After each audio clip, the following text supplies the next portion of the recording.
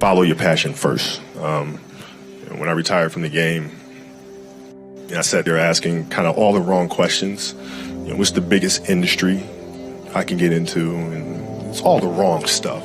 And you got to sit there and ask yourself, okay, what am I truly passionate about? What do I enjoy doing? And when you feel that way, honestly, you feel like you have never worked a day in your life. It's the most fun thing in the world. You get up in the morning excited about what you're doing. And you got to be really honest with yourself about it. If you wake up in the morning and you're dreading going to work, dude, do something else. Right. Do something else. And those are hard decisions to make. But when you make those decisions, it's a very liberating experience. And you find out that the rewards will come. I think the best way to prove your value is to work, is to learn, is to absorb, to be a sponge. But you always want to outwork your potential. As hard as you believe you can work harder than that. And that's what I tried to do when I first came in the league. But basketball is such a direct competition sport. And me coming in at 17, I hated when my teammates would say, I get hit with an elbow, right? Shaq would hit me with an elbow in practice. And Nick Van Exel would come up and say, "Are you okay?" I'm like, what? Mao, are you okay? What the hell's wrong with you?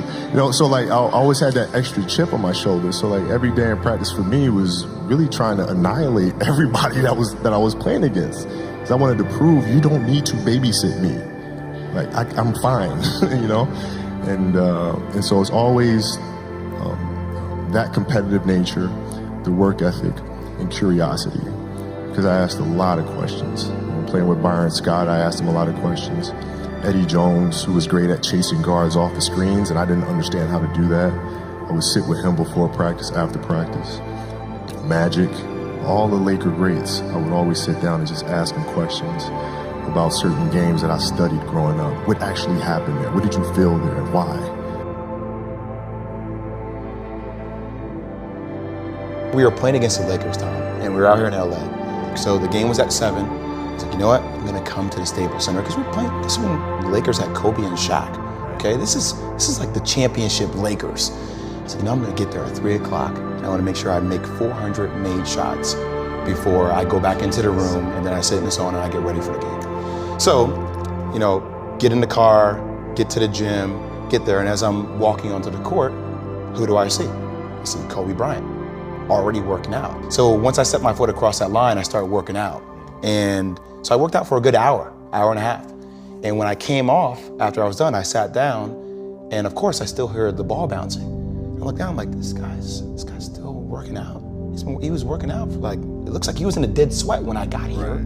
And he's still going. And it's not like his moves are nonchalant or lazy. He's doing game moves. I sit there and I unlace my shoes. I'm like, I want to see how long this goes. So I sit out there and watch 25 minutes. And he got done. I was like, okay, I think I've seen enough. Go play, come back, get in the sauna, get ready for the game. That game, he drops 40 on us, okay? And after the game is over, I'm like, I have to ask this guy. I have to understand, why he works like that. Right. So after the game was over, I'm like, hey, Kobe, why were you in the gym for so long?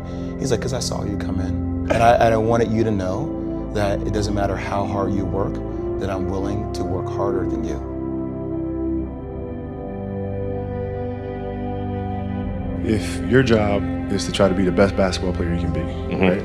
To do that, you have to practice, you have to train, right? You want to train as much as you can, as often as you can. So if you get up at 10 in the morning, train at 11, right? 12, say 12, train at 12, train for 2 hours, 12 to 2. You have to let your body recover. So you eat, recover, whatever. You get back out, you train, start training again at 6. Train from 6 to 8, right? And now you go home, you shower, you eat dinner, you go to bed, you wake up, you do it again, right? Those are 2 sessions.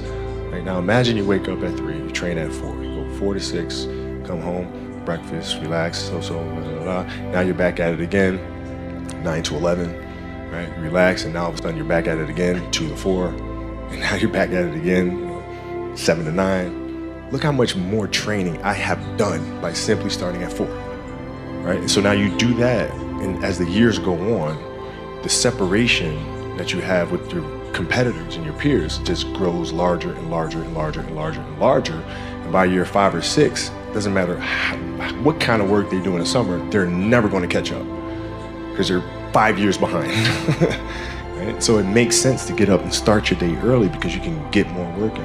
If I start earlier, I can train more hours. And I know the other guys aren't doing it because I know what their training schedule is. Right? So I know if I do this consistently over time, the gap's just going to widen and widen and widen and widen and widen, and they won't be able to get that back.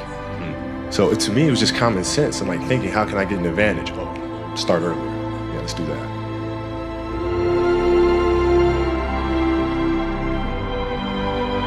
How do you develop that, or where do you learn that from? Well, I think it's just a matter of what's important to you.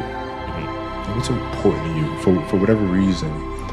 I felt like I didn't feel good about myself if I wasn't doing everything I could to be the best version of myself. If I felt like I left anything on the table, it would eat away at me. I wouldn't be able to look myself in the mirror. And so the reason why I can retire now and be completely comfortable about it, because I know that I've done everything I could to be the best basketball player I could be.